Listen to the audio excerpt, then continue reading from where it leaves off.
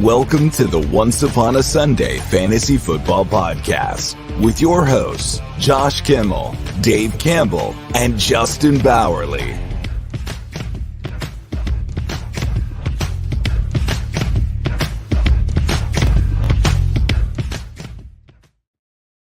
Welcome to Once Upon a Sunday Fantasy Football Podcast, the Dynasty version of this show. Well, I guess the Dynasty version of this podcast. We are here today with Justin. No Dave. Dave tried to make it. He's a boomer, and he does not know how technology works, so I guess he could not figure it out. And we're not going to have bad audio on the show just to have Dave on. But we do miss Dave. Everyone misses Dave. Big numbers when Dave shows up, so big rating Dave. That's what we call him nowadays. Follow us on PRD. Well, he is right. He's the big draw. He's the Brock Lesnar of the show, right? Everyone shows up when Dave shows up. So follow him at Viking Dave 18. Follow the show OUSFF Pod on X. Follow me, Josh Kimmel OUS, and of course at Justin Bowerly. It's all right here, which you can't see because I'm cut off. And make sure wherever you're watching, Twitch, YouTube, Twitter. Make sure you leave a like. Make sure you leave a comment. Be interactive with the show. We have some great Dynasty content for you today. We have part 2 of the running backs. We have 6 more to talk about. Some pretty important ones, some pretty big ones. I got some notes. I got some information. I'm not going to say anything stupid today. I promise. I guarantee that. I'm not going to say anything stupid. Justin, how about you? You going to say anything stupid today? Well, I don't get a lot of comments about me being stupid, so nobody's commenting about the guy in the Colts jersey. So I never say stupid things. Everything I say is intelligent. Always. So let's get right into it. We have some running back free agents hitting the market in 2024. We have a big name to start the show. We have a big name to start this segment. Do you want to get Josh Jacobs involved? Because he's going to be a free agent going into the season. He did sign an extension through 2023 with the Raiders after a holdout situation. Josh Jacobs is 25.8 years old, almost 26 years old. Still young, not young, but still can get another contract for another team. Do you have any, my thing with Josh Jacobs is he's a high volume play. So where do we even see him going if he does leave the Raiders? Because I don't see him leaving the Raiders. Spoiler alert. I actually don't see him leaving the Raiders. I think they keep him. He's been doing well with Antonio Pierce as their new head coach or interim head coach. I think he ends up staying. I think they re-sign him. I think the whole him not getting a contract thing was more to do with their general manager and Josh McDaniel and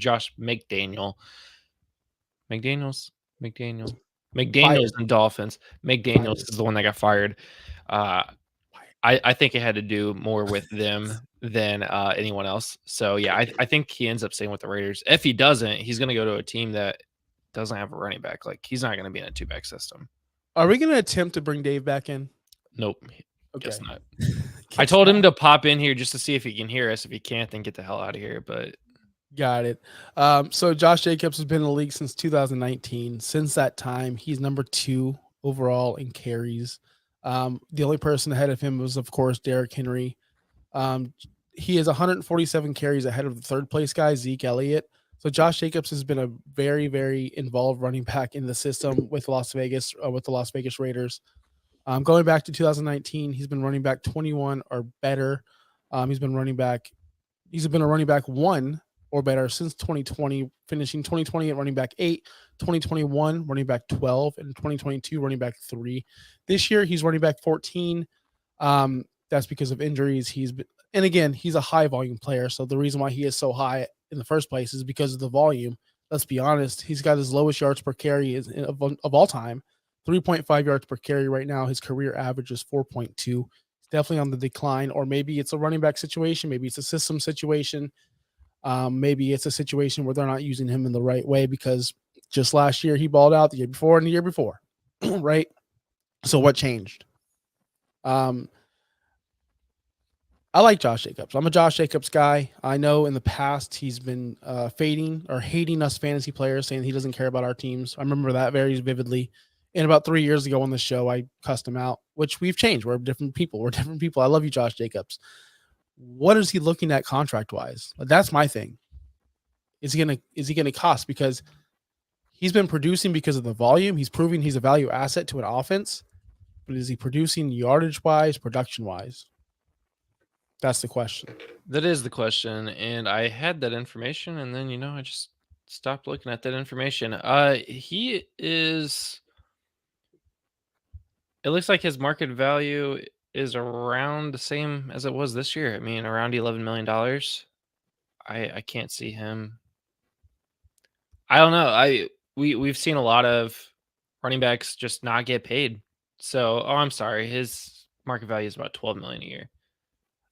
They're projecting about roughly a 3-year deal for $33 million on Spot Track. Yep. And that's something I looked at as well. Teams I could see him going to that's not Las Vegas. I can see him definitely going to Tampa. They're going to need somebody. I could definitely go see him going to Cleveland as well. I know Cleveland, I've attached running backs there, but I do think they're going to want to find somebody. They're not going to run with Jerome Ford by himself if Nick Chubb can't return to full capacity. And that's a run-heavy team. And I think they want to get someone like a Josh Jacobs. And maybe some guys we're going to talk about later. Guys that can carry the load, guys that can take 300 carries a season, something that Josh Jacobs does. Again, he's 26 years old. He was a sell for me going into this Dynasty season. I was selling him for anything that I could. Not anything, but a value, of course, just because I like to get out of the guys that are going for their second, third contract a year early. I'd rather him be awesome this year and him decline the next year, and I don't want to be stuck with a declining player. So that's why I moved him first. Another team I could also see him going to. There's a team that we always we've tied 2 players last week to him, but maybe the Cowboys. I think they learned their lesson with Zeke, and they don't want to pay running backs anymore. That's fair. So you think they'll just let Tony walk? I think we both agree that Tony Pollard's going to stay in Dallas, but they want to find a complement running back, and they can't. And he's on a megastar, like not megastar, but he's going to get a pretty decent contract. They can't pay both, so maybe Dallas looks in the draft for that. But Josh Jacobs he's not going to take anything less. He did sign an extension of $11.79 million. He has a career earnings of $23 million. Half of the career earnings came out of this season. He's going to want to continue on that. I don't see him taking a big pay cut, but he's going to have to because of the production and because of his age. Unfortunately, I think that this guy, wherever he goes, it needs to be a high volume rushing attack because he definitely needs that to be involved. He's a great pass catcher too. They just don't use him in the pass catching game. I don't understand why. We want that 60 catch season again. It's not going to happen. It looked like it was going to happen this season, then things changed. Jimmy Garoppolo got hurt. They've been running with Aiden O'Connor. Our head coach got injured, fired because he was awful. It's just a lot of question marks with Josh Jacobs right now. If he's on my roster going into 2024, I'd be looking to move him. I don't know for what. I moved him for some rookie picks last year, and it turned into 2 great players. So I got lucky on that end. Hopefully you guys can get lucky as well and find someone that needs running back help going into the 2024 season. Yeah, the important part here is, do you wait until after he signs a contract with the team or before he signs a contract with the team? Because maybe he goes to a team that is not going to be a good fit for him, and then you can't sell him for anything. Or maybe he does go to a really good team that makes his value go way up. That's going to be the really tough part to really navigate. I would wait a little bit more into the offseason to sell Josh Jacobs if you're going to sell him.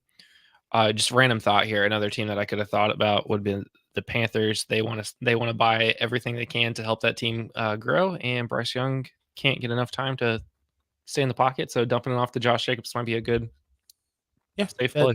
That'd be a great situation. I don't know if Josh Jacobs wants to go waste the twilight of his career in Carolina. But he gets the money. Yeah, but he has proven he's a money motivated player, which aren't we all? We're all money motivated at our jobs, right? Nobody's gonna take a job. It's ridiculous that some people out there, he should take a friendly. Dude, they're people and they're trying to make as much money as possible, and you cannot hate on them for that. It's a 25-year-old that wants to make enough money to live the rest of his life. Yes, right, and his family. So yeah, can't hate on that. I respect him and get the money, dude. Josh Jacobs, the future is unknown at this point. I'd hope he does sign with Las Vegas. Let's move on to the next guy. Before that, I got some comments in the locker room drama from Ronald McDonald. Drama and contention between Rachaad White and Josh Jacobs. That will be the end of the Tampa Bay Buccaneers. I'm not no comment. on Tampa Bay Buccaneers. No comment on their future. No comment on anything Buccaneers. Done. I don't follow the team. I don't know anything about Tampa Bay. I don't live in Tampa Bay. I know nothing about the team. Tampa Bay is not a real city, so it's not. It's Tampa. It's not. It's Tampa. Yeah, it's Tampa. Who do you want to talk about next? But I don't follow the Buccaneers. I know nothing about the Buccaneers. I'm a Jaguars fan. Austin Ekeler. I'm a Jaguars fan. Duval. Austin Ekeler. Oh, hold on. Time out. Sorry. I don't know why I'm saying timeout. How do I not have an Austin Ekeler graphic? Oh, no. Man. Move on to the next person. Moving on to the next person where he's going to make one, I guess. Okay. All right. DeAndre Swift. Running back 15 on the season in 2023. He's 24.9 years old. Obviously, he's going to be 25 going into the next season. Still a young, not up and coming. I guess he is what he is at this point. Playing. I'm not a Florida Gators fan. Ronald McDonald. Playing with the Philadelphia Eagles. He's finally getting the opportunity to show who he is and what he can do in an offense. He's been very ice cold in the past 4 weeks, but again, that's small sample size of a end of the season where the whole Philadelphia Eagles in a whole are struggling right now. Yeah. I think that we need to see that more often when we go, hey, DeAndre Swift, he's really slipping right now, or Stephon Diggs, he's really slipping right now. We need to actually look and see what is going on. Because in 2 years from now, we're going to look at Swift and, man, what happened at the end of the season? What happened to Stephon Diggs?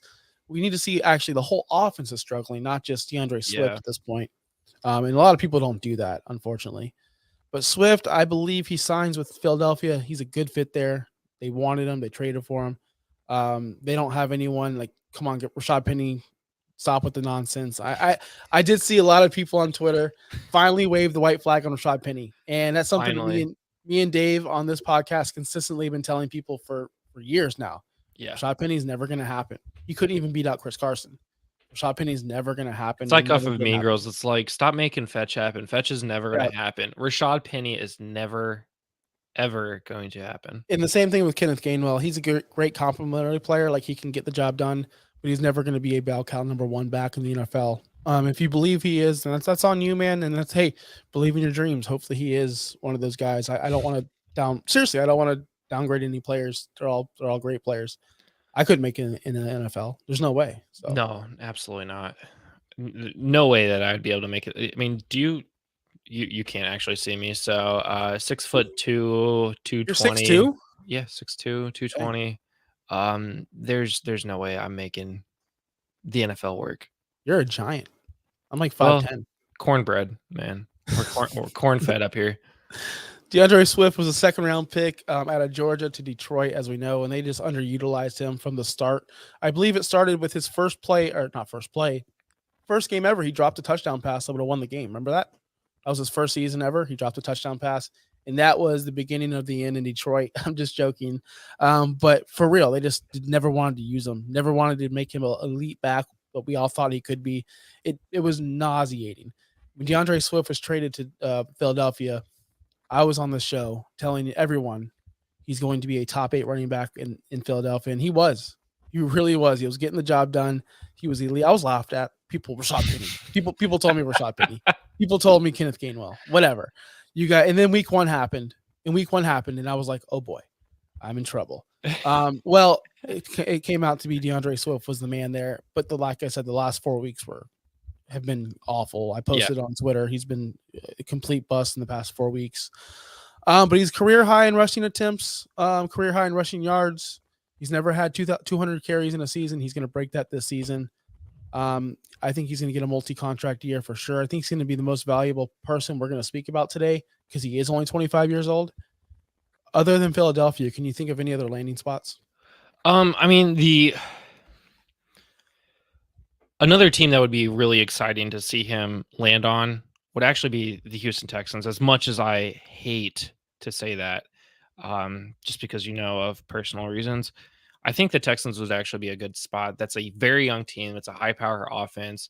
Stroud's been really good. DeAndre Swift going down there would actually turn that, like, you're looking at right now, Singletary and Pierce. Give them an actual real running back, and that team is going to explode. I think DeAndre Swift on the Texans would be a really good matchup. Ronald McDonald in the chat telling me already I'm getting the insults. Oh my god. Bozo Josh, because I don't know why, but it's okay. Look, let me fantasy book. By the way, I did do a fantasy booking of WrestleMania 40 last night. Catch that on Finstock Sports Network. I did a solo wrestling show where I fantasy book WrestleMania 40. You can find that on this channel. Go ahead and look it up. It was really fun. But Miami, I believe Miami would be fun with DeAndre Swift. Raheem Mostert's not getting running back. Raheem Mostert's not getting any younger. I know he's scoring all these touchdowns. I get it, but come on, he's like 31, 32 at this point. I don't really think Salvador Ahmed is the answer here. Jeff Wilson, don't think he's an answer. You pair DeAndre Swift with Achane. That's a really good duo. We really want to get that run game going. I'm a Dolphins fan, everyone, so I want him there. Kansas City. Kansas City would be a great fit, I believe. Jerick McKinnon, again, not getting any younger. CEH is an unrestricted free agent. We're going to talk about him later. I believe they want to get some weapons on this team to help out Patrick Mahomes. Why not add another running back to complement Pacheco? Pacheco's on a very cheap deal right now. Then you can afford to get in a DeAndre Swift. I know that they need running backs. I know they need receivers, but come on, you're going to lose CEH, which it's going to hurt more than you guys think. It is. And then you may lose production with McKinnon. We already saw the fall off this year. They're not using him as much. They actually start using him during playoff time, which is really, really, really wild. But DeAndre Swift, I think, is the most intriguing running back going into the 2024 season. Yeah, I agree. He was an intriguing running back for the Lions until they traded him, obviously, thanks to the draft and signing David Montgomery. But yeah, I have nothing else. I think wherever Swift ends up going, he's going to go to a team that really needs that running back. That they are already a contender.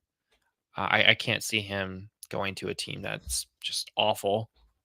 That's the only thing. I mean, it's not going to be like a Miles Sanders situation where they let Miles Sanders go and then he goes to the Panthers. I mean, and then falls off. Ronald McDonald in the chat, DM me at Josh Kimmel OUS. I don't remember if I added you on Fortnite or anyone else. I know I added somebody, but I forgot who it was, to be completely honest with you. I think maybe it was you, Ronald. But if you did, DM me on Twitter, please, because I want to play some Fortnite with somebody. I want you to come to my Lego world. See my Lego world. See my palace. See my village. Anyway, next guy on our list. Let's go to a bum. Well, let's get which one? Dalvin Cooked or Dalvin Cooked? All right, Dalvin Cooked. Here it is. 28 years old. Played a lot of games this season. 14 games, 197 snaps, only 292 yards, and this many touchdowns. I don't know what to say. If you're looking at points per game, he's RB 83 on the season. So he was a highly contested. Like everybody thought this was going to be the free agent running back on the market. He ended up signing like during minicamp or whatever, during the preseason or during Hard Knocks. And that whole team exploded. I don't know if it's just because Aaron Rodgers isn't playing, or if it really is like he just wasn't going to be good this year. I don't know what to say about Dalvin Cook. I mean, 1000% on it. Like life hits you fast, and life hit Cook fast. Is it a situation where they're just not getting the ball, or their offense isn't running the ball well? Because Breece Hall's not having a phenomenal season either. Is it a situation where he is actually cooked and he can't get the job done? I don't know what it is. I know that a lot of fantasy analysts, me included, I'm not an analyst. I'm just a person on YouTube. I'm not a professional, but I do know my stuff, and I will let you know that I was all over Cook. I know that professionals that are in the highest ranks of the podcast industry and in the fantasy industry told you, go get Dalvin Cook because Breece is coming off this injury. Didn't work out. Everybody was wrong on Dalvin Cook. I didn't see one person say avoid Dalvin Cook. So this is on everyone in the industry, and we didn't see this coming. Not one person saw this coming, except for Minnesota, I guess. They saw this coming. From a mile away. I mean, think about it. They opt out of Dalvin Cook. They said, no more Dalvin Cook. We'll take our chances with Alexander Madison. That should have been red flag to every single person in the world, but we just ignored it. We turned our, because we love Dalvin Cook. He's been a superstar for years. I don't know if he's going to sign somewhere. I don't know if he's going to be a free agent. We see these guys just come and go. We see Melvin Gordon just fade away to obscurity. We see Todd Gurley just fade away to. We see all these guys who had great seasons, great fantasy seasons, just fade away to obscurity, and we don't see him ever again. Look at Leonard Fournette. He was a running back. He was a top running back 2 years or a year ago. He really was. He was useful. Tom Brady was checking it down, and he was great. And all of a sudden, obscurity. This could happen to Dalvin Cook, people. It's a real situation where he doesn't play football again. Well, and there's a point on some of those other guys, like Todd Gurley was like 24 and faded into nothing.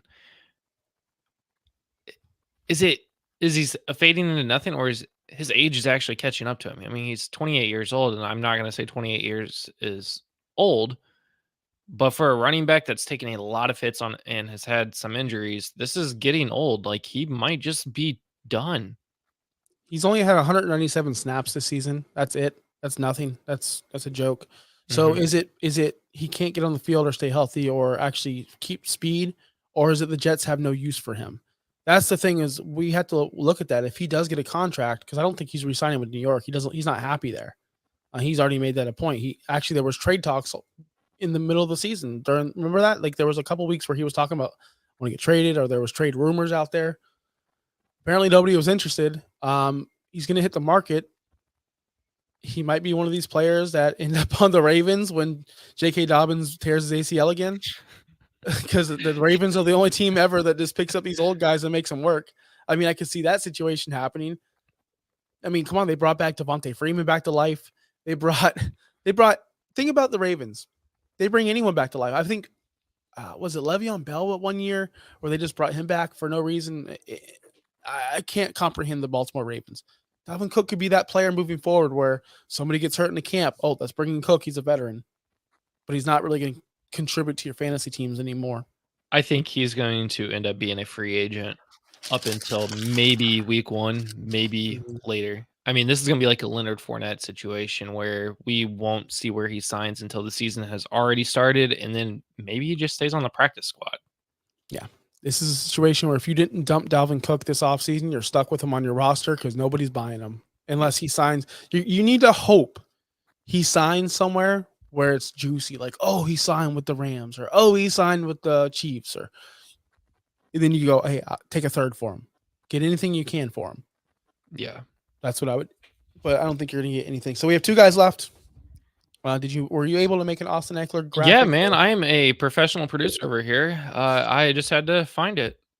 Yeah, you just had to find it. Austin Ekeler, superstar, fantasy superstar, a fantasy enthusiast. He's 28.6 years old. Will be 29 going into 2024. Currently running back 25. He's having a very, very bad season, probably the worst season of his career. I do have his numbers in front of me. Do you have anything to say about Ekeler before I get into it? This was a running back that was drafted as a top 5 running back, if not top 3 running back this season. And he has been not good. Another one that's 28 years old, on the latter half of his career, didn't get the contract that he wanted. Now he's going into free agency. And we saw this happen with Melvin Gordon on the Chargers. I'm not saying that he's going to just fall into obscurity, because there's a difference between Austin Ekeler and other running backs that are 28, 29 years old. There's a difference. And I'll explain that to you if you want me to right now. Or I understand Austin Ekeler gets a lot of pass catching and a lot of targets, and that's what makes him very valuable in PPR fantasy football. And rightfully so. But can he find the right situation on a team? Because it's not going to be the Chargers next year. There's no way he plays for the Chargers next year.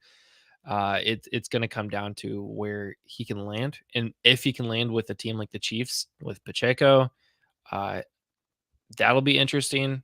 Denver, that would be somewhat interesting. But other than that, I mean, like he's going to have to, it's kind of like a Swift situation. Well, not really a Swift situation. It's going to be like more like a Josh Jacobs situation where you're going to want to go to a team that can compete. Okay, so Austin Ekeler, he's running back 25, right? That's what he is right now. That's just the facts. He has such high expectations because the year before he was running back 1 with 372 points. The year before that, he was running back 2 with 343 points. 2020, he was running back 26, had an off year. I believe he was injured a little bit. 2019, running back 4. So he's been in top 5 3 out of the past 4 years. He's been an elite guy, and this is coming from an undrafted player. I remember the day I picked this guy up on all of my Dynasty rosters, and Dirtbag Dave, and I wish he was here to confirm this or to call me a bum, but I picked him up everywhere, and guys, this guy's going to be special. Just trust me on this. I got him for free, and he's given me everything I've ever wanted out of a running back. Honestly, could not ask for someone better. That being said, I do see a future for him, just a couple more years, but never to be a top 5 running back again, maybe never to be top 10 again, just because of his usage. He's not a regular, typical running back. He doesn't get the yardage. He doesn't get the carries. He's more of a target monster. Since his 2017, since he's been in the league, he's 3rd in receptions. Only CMC and Kamara are ahead of him. So he's been putting in the work in the pass catching game. Can't deny it. Kamara, CMC, you would say Hall of Famers. Ekeler's got to be in that conversation as well as one of those elite talents. He's 18th, though, in rushing since 2017. That's where his value falls off. He's got to go to a team that's going to be able to be smart enough to use him in the passing game and to use him on the goal line, because he's got a lot of touchdowns in the red zone as well in the passing game. That's what I'm saying. He's 4th total in touchdowns since 2017, 69. Kamara, CMC, and Henry are above him. Again, elite running backs we're talking about here. He's part of that elite class of running backs in our era, in this era. Sport Track currently has his contract value at 1 year, $7.8 million. That seems like a joke, but if you look at his age, he's going to be 29 going into next year. No team is going to want to pay him a bag full of money. He's going to have to humble himself, which I think he will, and take a lesser contract and maybe go to a contender. How about this?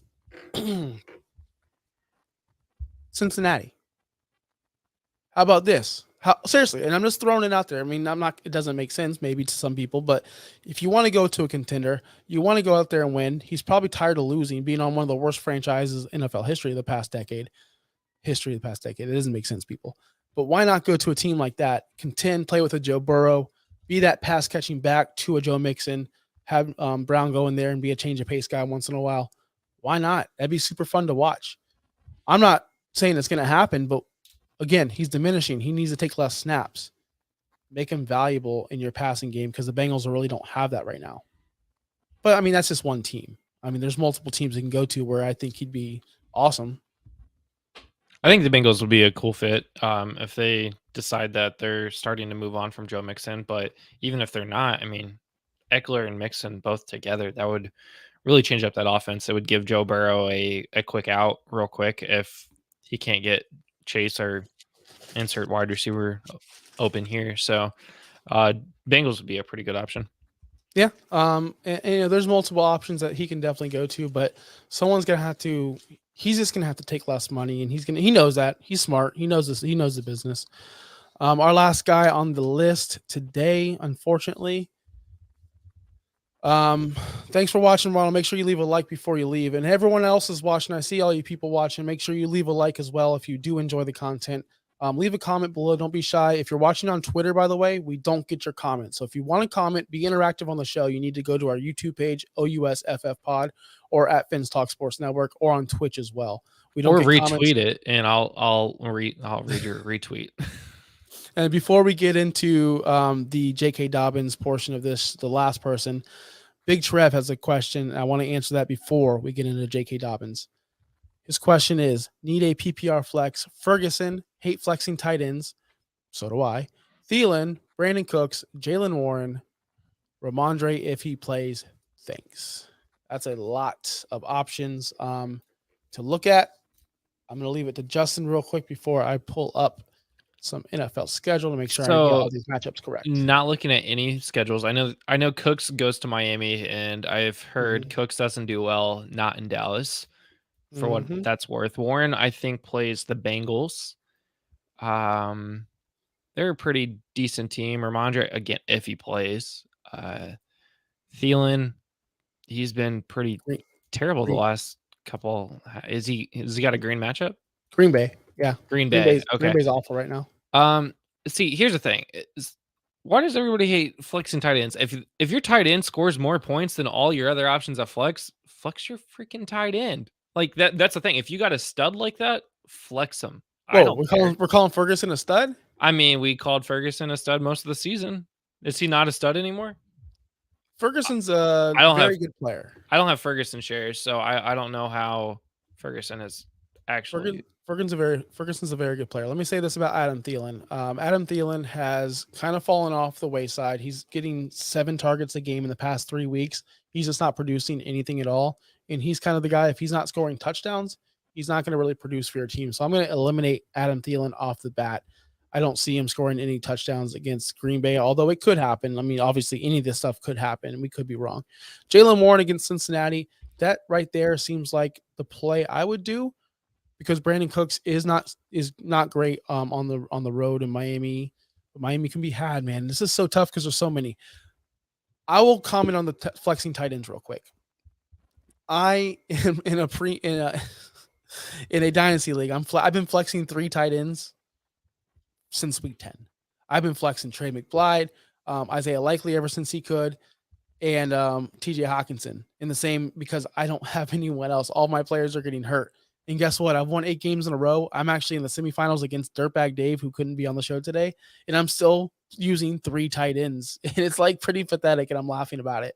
But like Justin said, if they're getting you the points, you have to go with it. You got to look at targets and quality targets. Jake Ferguson, is he going to get the quality targets you need over an Adam Thielen? I say yes. I have 3 dynasty teams where I flex a tight end every week. And you know where I'm sitting at in each of those leagues? First, because I'm not afraid to play the guys who score me more points. Yeah, but if you look at Jake Ferguson, like, he's not one of these guys where he's getting targets. But Ferguson has been on fire, 8 targets in the past 3 weeks in a row. At least catching at least 5 balls a game, scoring 19.7, 12.2, 10.4. He's getting double-digit fantasy points week in, week out. Jake Ferguson, I would not be afraid to start him against Miami this week. That's who I'm going with, Jake Ferguson. But if Ramondre plays, it's Ramondre. Don't get too cute. But I'm not so confident Ramondre plays. I have him on all my benches, unfortunately, this week. So Jake Ferguson over all those guys. Start the tight end. Why not? Let's risk it. Why not? So J.K. Dobbins. Torn ACL, or not ACL. Well, he tore his ACL in 2021. His Achilles this week 1 on my home league. He was one of my running backs, of course. It's unfortunate, man, because he had a lot of promise. He was a really good player. He had explosiveness. With this Achilles tear, it really scares me. Every single running back that has had an Achilles tear has never come back the same.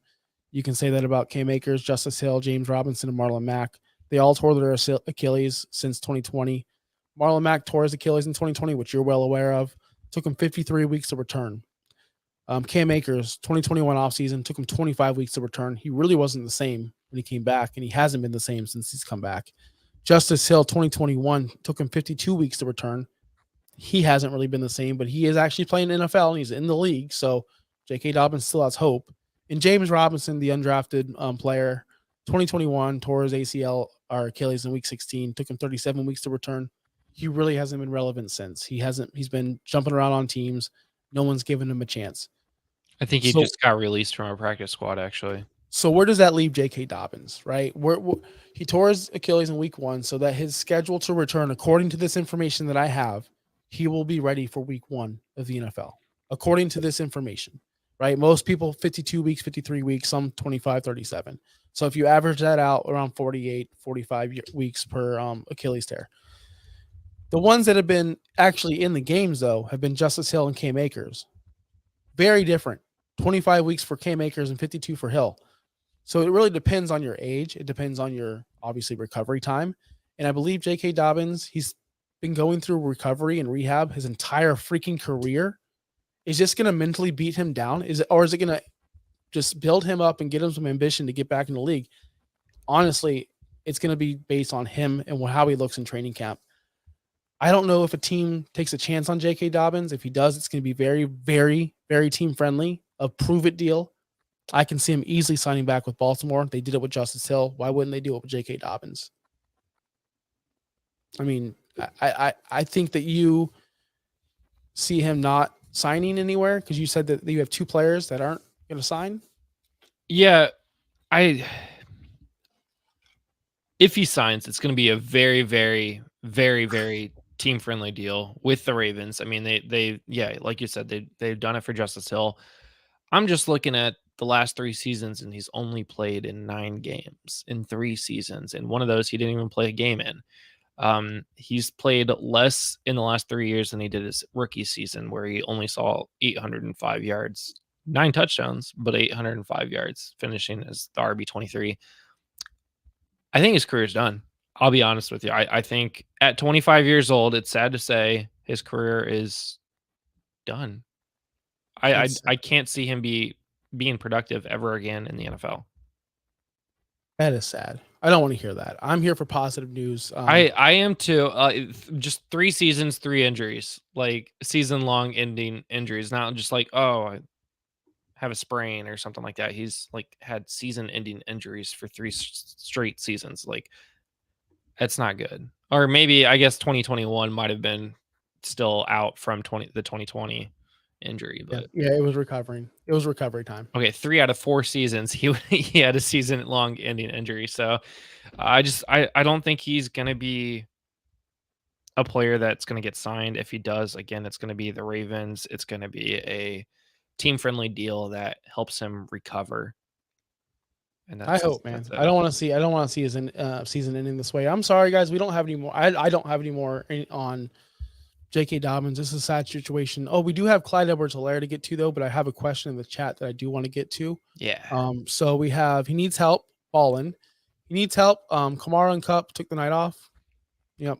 Should I start Kyler Murray versus the Bears or Browning versus Steelers? Also, Joshua Palmer versus Buffalo or JSN versus Titans. Let's go with the quarterback situation first. Kyler, going against that Bears defense, they're not great. Obviously, Kyler's going to make some moves, but they just announced Hollywood Brown's out. Not that it means anything, because Hollywood Brown's been out for the past 5 weeks, it seems.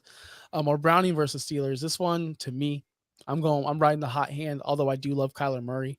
Going Jake Browning, 20 points in the past 3 weeks, 26, 24, and 20. Steelers do give up just 14.4 fantasy points to the quarterback, averaged out. So they do have a tight defense over there. But I'm still riding with Jake Browning, the hot hand. He's been awesome. And I don't want to get creepy. I don't want to get creepy here on this podcast. But a lot of people are talking about Taylor Swift in the booth all the time, and they're showing these screenshots, and they're showing her like celebrating, yada, yada, yada. Who's the chick in the Browning box that for Jake Browning? Yeah, nobody's talking about her. Nobody. I've looked up. I've Googled Jake Browning girlfriend. I've Googled. Jake Browning's a real winner here. Kelsey, step your game up, bro. Well, you're dating a 5. Didn't I hear something about how Joe Burrow invited Jake Browning's family? Yeah, family. That's Joe Burrow's box. Yes. But is that Joe Burrow's fiance? She wore a 6 jersey, and I have never seen her before. Oh. So that's got to be Browning's girl. I have to do some investigative research. And why is everyone freaking about a 5 who makes terrible music named Taylor Swift, and we got a freaking 9 over here dating Jake Browning's a real MVP? Dude, we cannot release this onto YouTube because we're never. I don't care. The Swifties are going to come for us, and we're going to. She's get a 5 at best. Oh my god, I'm not putting this on YouTube. Don't put it on YouTube. I don't care. That's my opinion. She's a 5 at best, and Jake Browning's girl, a 9 at best. Like, for real. But anyway, that's besides the point. No one's talking about that. It's up balling here. Josh Palmer, another thing to think about. About the quarterbacks here. All right. We talked about Browning against the Steelers. The Steelers, haven't allowed a lot of points against teams. However, Gardner Minshew last week was only projected 13 points, got 20. Browning's been, again, hot hand. We talked about Kyler Murray on Wednesday's show when it was up against Purdy. We took Purdy over Kyler. I'm gonna take Browning over Kyler. Also, Browning. Josh Palmer versus Buffalo. JSN versus Titans. Josh Palmer. Keenan's out. He's already out. Okay. That team, the Chargers, are a nightmare. They are a mess. Josh Palmer did score that long touchdown on broken coverage when the game was already over. We did discuss that on Tuesday's show. JSN is a crucial part to that offense. I believe he scored the game-winning touchdown He did. I was not awake for that, but he did advance me to some leagues, so I really appreciate you, JSN. And for that reason, I'm picking JSN. Give me the guy who's involved in an offense, who for a team that matters, that's competing for a spot, over a team that's destroyed, uninspired football. We don't even know who the quarterback is going to be this week. Yeah. Is it still going to be Easton Stick, or are they going to start Will Grier this week? Like, give me JSN. This one's pretty cut and dry. I'm going to take JSN also. All right. And the last one, we do have one more running back to speak about. And the reason why I forgot about him because I didn't write any notes down because I don't need to. Clyde Edwards-Helare, one of my loves. The guy I took over Jonathan Taylor and mini rookie, and a lot of people did. A lot of people took Jonathan Taylor or Clyde Edwards-Helare over Jonathan Taylor. Yeah, a lot. Like I said, a lot of people did. I don't see him re-signing with Kansas City. He's 24. He's going to be 25 years old. He's been a complete failure for this offense only because of his draft capital. If he was a third-round guy, a second-round guy, we wouldn't be criticizing him the way we are. He just hasn't produced like a first-round running back, and that's why people are so down on Clyde. And plus, he hasn't produced, and he's not getting the playing time. He's getting beat out by an undrafted player in Isaiah Pacheco. Clyde Edwards-Helare has potential. We saw the talent where he made that jumping catch in the end zone that Pacheco couldn't make. Jarrett McKinnon probably could make that catch, but Clyde Edwards-Helare did. He's just not a good fit for this offense like we thought he was going to be. I can definitely see him getting a second chance somewhere else and be producing, and their expectations will be very low because we will forget that he was a first-round pick failure for Kansas City. Hopefully he goes somewhere else where he can revive his – we've seen it. Look at Zach Moss. Zach Moss was a failure in Buffalo, correct? We believe that? He went to Indy and did very well. Yep. Derrick Henry was a failure for his first 2 to 3 years, correct? Yes? Yeah. Yeah. And then guess what? He figured it out and started booming. I don't like to give up on these young guys yet. Now, there is a point where I do. If he moves on to a different situation and he does produce, I mean, he could be back. I know everyone's laughing at me. I know everyone's going to be commenting mean things about this, but I will say I'm not giving up on CEH yet. I'm not buying him in Dynasty, and I'm not selling him in Dynasty. If I have him, I'm holding. If I don't, I'm just going to let it play out. I don't know. I think you think this is another unsigned guy. I don't actually. I would. And then I looked at my list of teams that I think could add a running back, and I quickly remembered somebody. Clyde Edwards-Helare wasn't always fantastic, but he was kind of involved in Eric Bieniemy's offense. I mean, he only played 10 games in 2021 and 2022, 13 in 2020. He had some injuries. His yards per carry, over 4 yards per carry, over 4.25 yards per carry each of the seasons. He did decently well. Throw him on a team with a young quarterback. Has another running back there also, like Brian Robinson. And maybe Clyde Edwards-Helare can take over that Antonio what's his Gibson? name? Antonio Gibson role. Maybe he goes to the Commanders and gets repaired up with Eric Bieniemy. Yeah, that'd be nice. I would like that situation. Other than that, like anywhere he goes, and that's a low expectation team too. So he doesn't even have to go in there and have 1,000 yards. He can have 800, and they would love him. And that's where he has to go. He has to go to a spot where the expectations are a lot lower because this kid had a lot of pressure on him being a first-round pick. Watching guys like Jonathan Taylor just ball out while he's just on the sideline watching Isaiah Pacheco and Jarrett McKinnon do what he's supposed to do. He was supposed to be that dynamic Shady McCoy type player that they drafted out of LSU, and he just hasn't been. He's been a total disappointment and bust for your dynasty teams because if you did draft him, it had to be 101 or 102. It had to be. That's where he was going.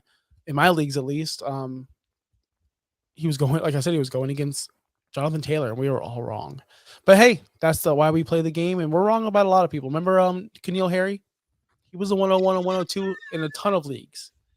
And I know that a lot of you people don't remember that because most people started playing Dynasty after the fact. A lot of new Dynasty players out there, but N'Keal Harry was a consensus #1 pick. And he was the biggest fail. I drafted him at 101. Oh my gosh. My first Dynasty League draft, well, for the draft of CEH and Jonathan Taylor and all of them, took Jonathan Taylor 101. But it probably is because there's 12 Colts fans in that league. So I will say this: my first, we're gonna log off after this because that was all the running backs. My first ever dynasty draft, was a long time ago. I had the 102, and I took Le'Veon Bell, not knowing anything about him because I didn't watch college football. It was my first dynasty. I was totally clueless. Monty Ball went 101. I dodged a freaking bullet, baby. I dodged a bullet and Giovanni Bernard went 103. I'll never forget because someone who we still play with, his name is Zeb. You know who he is. He's in our one of our leagues. He took Gio after me, and I regretted it because I saw a doc, and I'm like, let me get Gio. I offered him Bell. I offered him Bell plus. Wasn't doing it. Thank you, Zeb, for being an idiot and let me have a lot of championships with Le'Veon Bell. Gio Vonnie Bernard? Yeah, he was 103 in that draft in my dynasty. My first ever dynasty. It went Monty Ball, Le'Veon Bell, Gio Bernard. I was 102. I got super lucky. I took over an orphan, and I won back-to-back championships when I took over. So the first time I got Le'Veon Bell, it was a keeper league, and he was suspended for 4 weeks, and I got auto-drafted the 101 pick, and it took Le'Veon Bell for me, and I was like, well, crap, this sucks. And then he balled out, and then he balled out the next year, and I just kept keeping him. So it worked out. That's going to do it for our Fantasy Friday Dynasty show. Thank you for everyone that watched. I saw a ton of you in here today popping in and out. The support has been tremendous over the past 3-4 weeks. Our YouTube page has grown. OUSFF growed. Our YouTube page has grown. OUSFF pod. Well, we started out just 2 weeks ago. We had a comment, 18 subs. Well, now we're at 32 strong, I believe. We just got one during this episode. We're growing it organically. We're not buying subscribers. We're not promoting this thing nonstop on Twitter. So thank you for all of you, honestly, to support. Make sure you support at Finstock Sports Network. Bobby's been great for us. We're here every Tuesday, Wednesday, Friday. The schedule is down there below Justin, so make sure you tune in, set those alerts, hit that like button, guys. We're out of here. Enjoy your Christmas. Merry Christmas to everyone. Seriously, if you don't celebrate Christmas, happy holidays. Have a great New Year. We're out. Thanks for listening. Be sure to like and subscribe wherever you watch or listen to podcasts. Follow on X and Instagram at OUSFFPOD. We'll be back next week for more ways to win your league.